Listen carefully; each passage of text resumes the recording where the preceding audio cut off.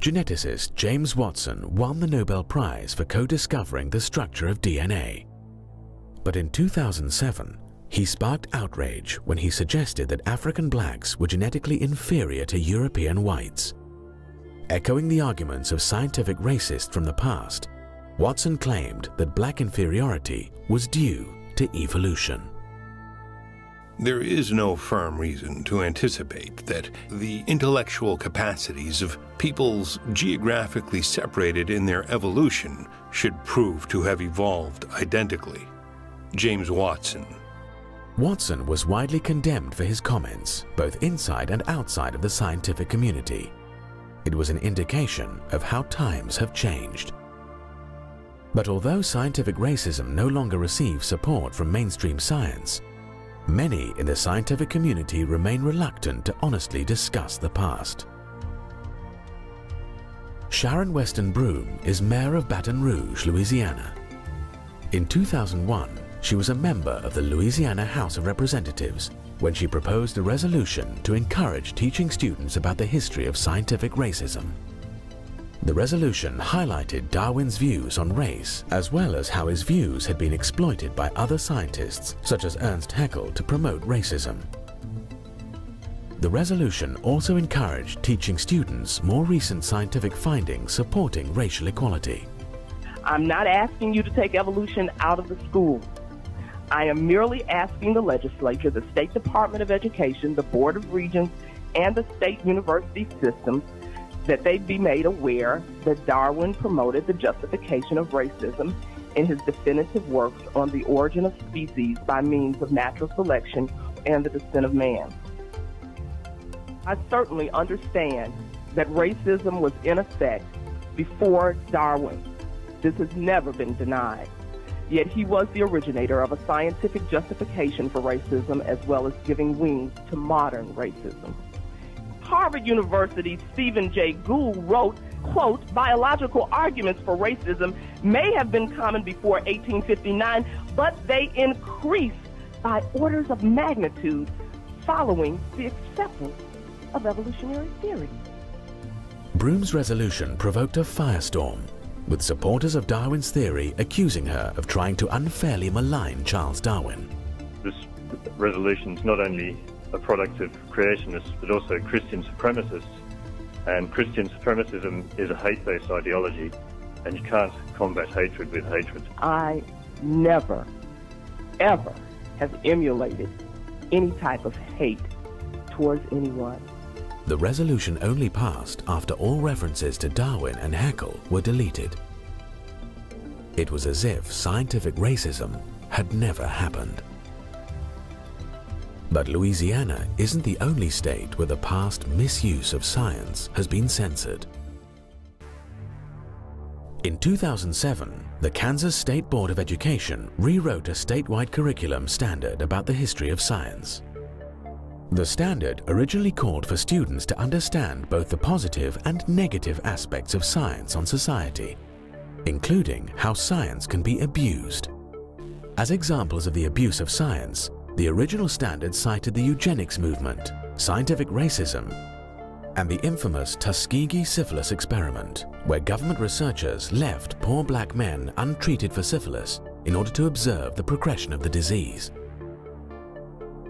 The Kansas Board of Education revised the curriculum standard to eliminate any study of the abuses of science. Now students would only learn about how science had improved society. The original standard did not mention Darwin or Darwin's theory.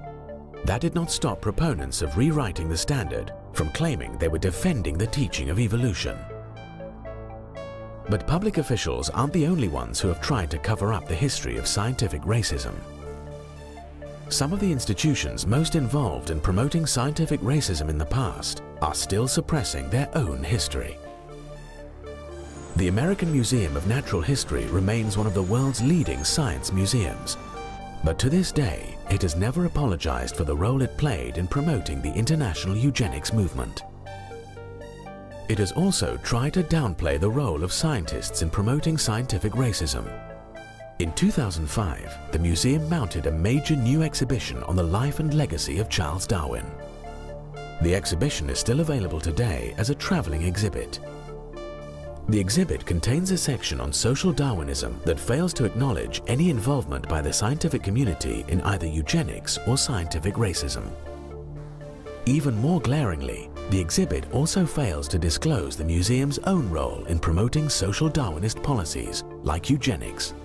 According to the current exhibit, social Darwinism had no real connection with either Darwin or science. The fact of the matter is that if you read the scientists of the day, in the late 19th and early 20th century, many of them were promoting racism and even racial extermination, extinction of races.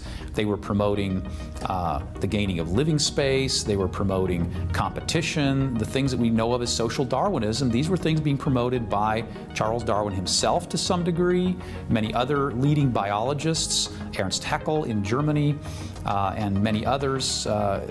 You could go on. And by the 1920s and 30s, they were becoming very prominent. If you look especially in the field of anthropology and evolutionary anthropology, many of them were promoting social Darwinism. This was not just an idea of some cranks or some political people that didn't really understand the science. This was an idea that was very prominent in scientific circles. Officials at the American Museum of Natural History declined a request to be interviewed for this documentary. Their stated reason was that filmmakers were unable to purchase $2 million in insurance. The museum also turned down repeated requests to answer questions about its history and writing. Officials at the Bronx Zoo are likewise skittish when it comes to discussing its display of Ota Benga. They also refuse to be interviewed. And if you visit the zoo today, you won't find any remembrance of what happened to Ota Benga. Instead, what they've done is they've closed off the monkey house. So where Ota Benga was housed, the public could not even see it now. And they have just not had any comment whatsoever. It's as if zoo officials hope that Ota Benga and the scientific racism that dehumanized him will stay forgotten. Others seem to share the same hope. But some things should never be forgotten, because things that are forgotten have a way of coming back. Nazis come off our streets! Nazis come off our streets! The recent resurgence of white supremacist groups in America has raised chilling echoes of the past.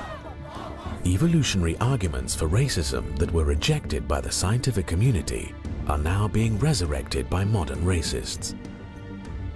In 2009, white supremacist James von Brunn drove to the Holocaust Museum in Washington, D.C., where he fatally shot an African-American security guard.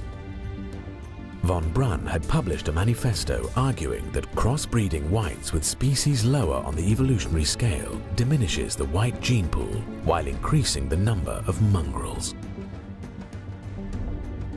Richard Spencer is a leader of the so-called alt-right. He argues that, quote, Darwinism offers a compelling and rational justification for whites to act on behalf of their ancestors and progeny and feel a shared sense of destiny with their extended kin group, unquote.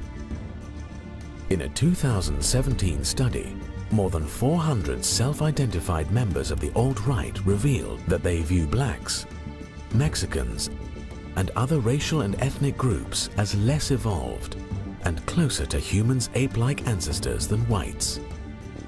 The misuse of science to promote racism is no longer just a sad relic of our history.